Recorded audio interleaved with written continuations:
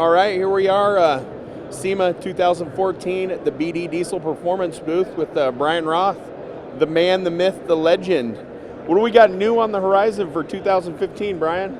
Hey, Cooper, we continue to develop new products every year all the time. And thanks for my son and the rest of the team, of course, it all comes together. So for this year, we've always been working on turbochargers. It's one of the biggest product lines that we have, and they're very effective, no surging, good throttle response. We initially developed them, of course, for the lower horsepower market, for the so-called towing market, and that's taken us into the race market, and that horsepower keeps on growing, RPM goes up, and different things like that. It's exciting. It's definitely exciting times. I mean, definitely more exciting than how you haul the load down the road. However, for those guys, you've got some really neat new products coming out here. What are going to be some good fixes, let's say for GM guys or Ford guys, for any manifold or anything else? Well, yeah, I guess the exhaust line, the exhaust manifolds, we started making, of course, quite a while back, the 5.9s because of the problems that they had with the manifolds cracking.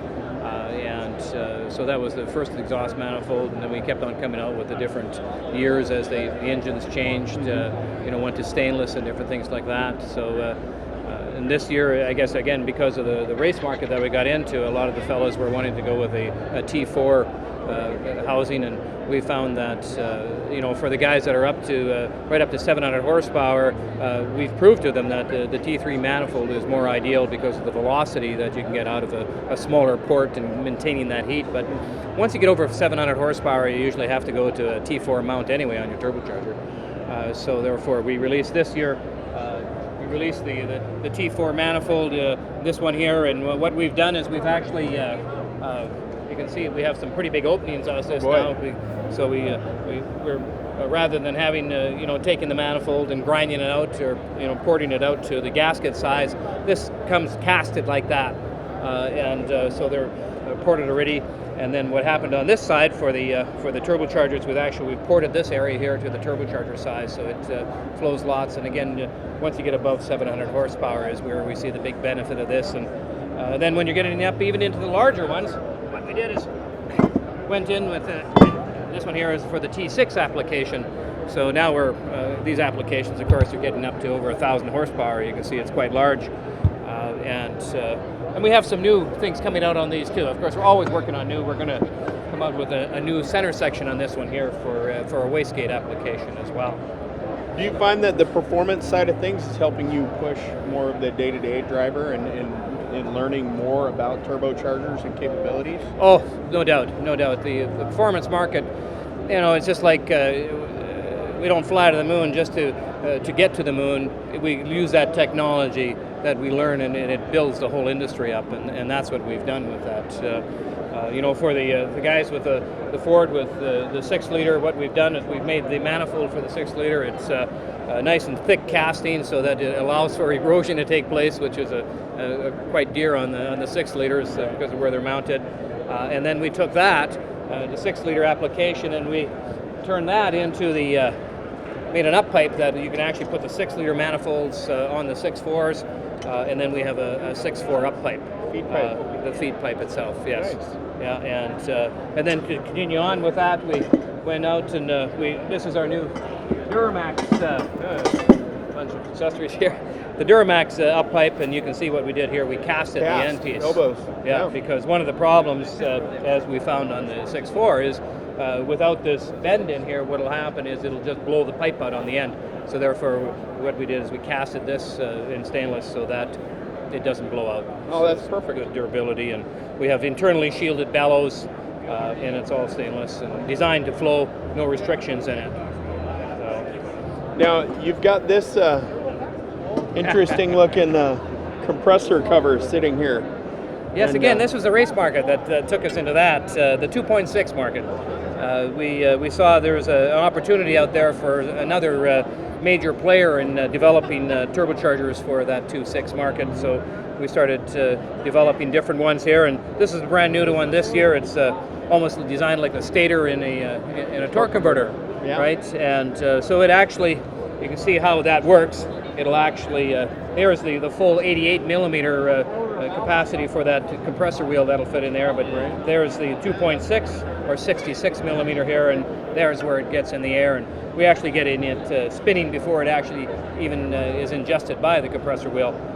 So we found some big improvements just by getting that air spinning before it actually gets there. You think we'll see any trickle effect with that technology down into smaller turbochargers possibly? Well, what we've done, and you can see here, is that these race inducers are quite effective.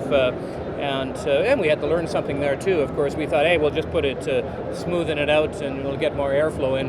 What happened when we did that, we found out that actually we caused some issues in regards to surges, so we had to redesign a few of those. And you can see this design here that actually is quite full compared to this one here. That actually allows more room for recirculation. And again, you don't learn this and actually put it out there, do some testing, and figure out what is going on. We do all this testing in-house. We have a good engineering staff run by my son Christian, and he's got 3 engineers that we have wires and everything all over the truck and the engine, matching them up.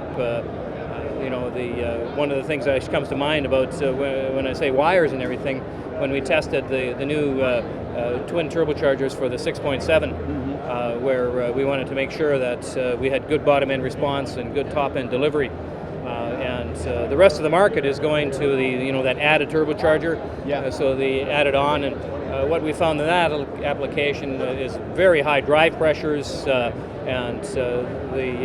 we wanted to improve that. So we actually changed the manifold out, put on a 64.5 turbo, and with an 80 charger as the atmosphere turbo, and we gained 70 horsepower over those other added turbos without actually changing any fuel on it. So, and those kits, again, that's new for this coming year. Yeah, those numbers kind of speak for themselves there too. That's right, yeah.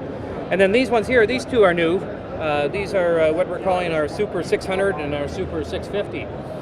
These have forge mill wheels, which is brand new from Borg Warner for this coming year. I was going to say 19 something, but we're in the 2000s. 2015. Yes. Right. Yes, and these are brand new, and they're just coming onto the marketplace now, not even available to most people. Nice. And but they're going to, as the name implies, they're designed for 600 flywheel and 650 horsepower flywheel. So and what we did on these ones here, which is a little bit different, like in a 66, normally you don't have a wastegate on it.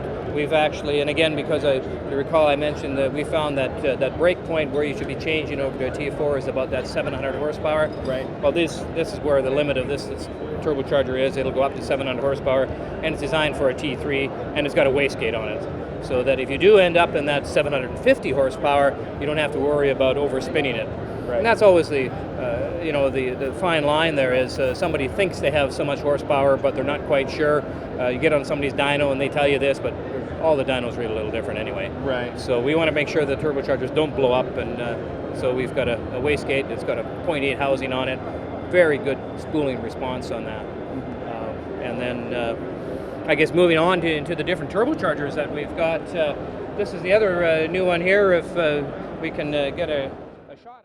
So we've got some new chargers here for the 6.4 Ford. You want to tell us a little bit about them, Brian?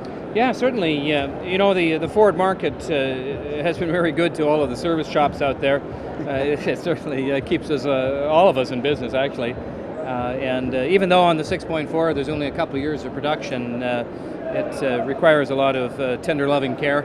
And a lot of the fellows, once they're getting into the rebuild of that engine, of course, why, if you're going to have a major rebuild in the engine, why would you want to even keep it stock? Right. You're putting $8,000 into the engine rebuild. Why not put on a set of turbochargers that actually flows a little bit more, and you can pull out another 150 horsepower out of it. Wow.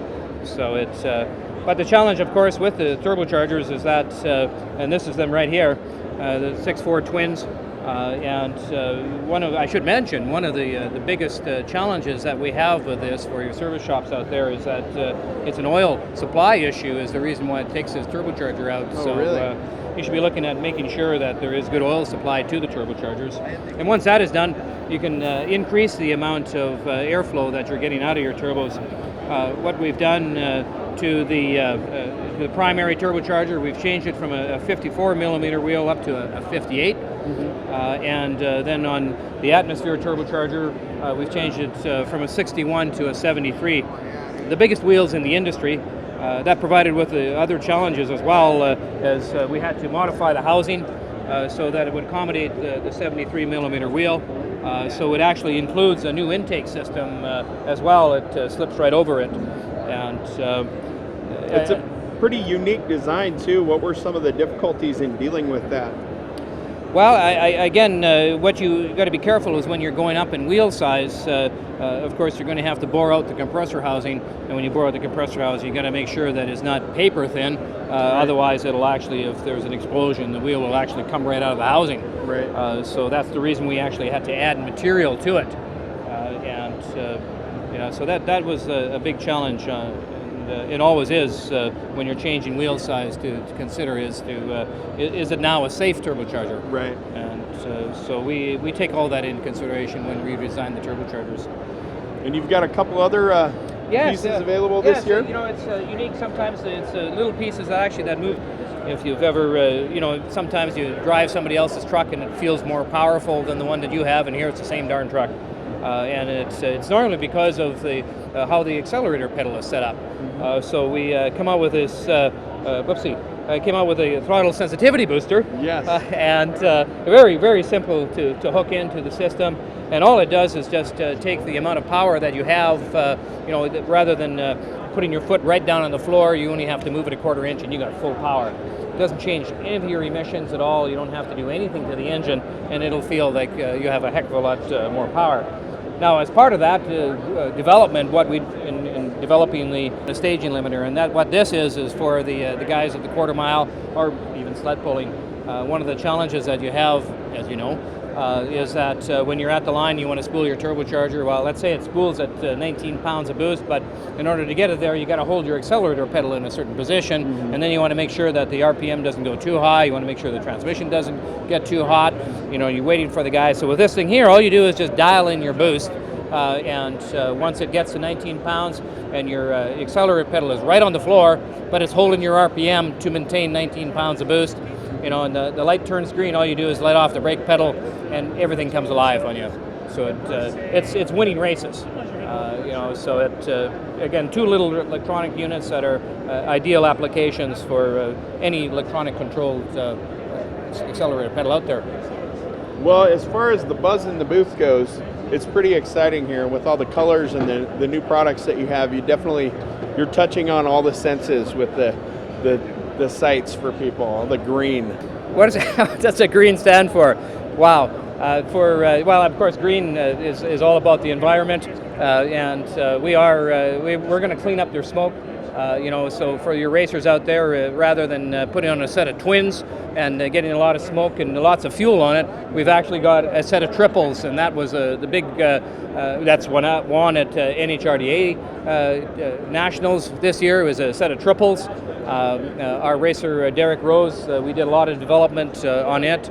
And so that's where we see the market going, is that rather than with these big chargers, we're going with smaller chargers that have better response time and supply more air to clean up that smoke, give them the power. I like it. Well, keep an eye out for this company for 2015.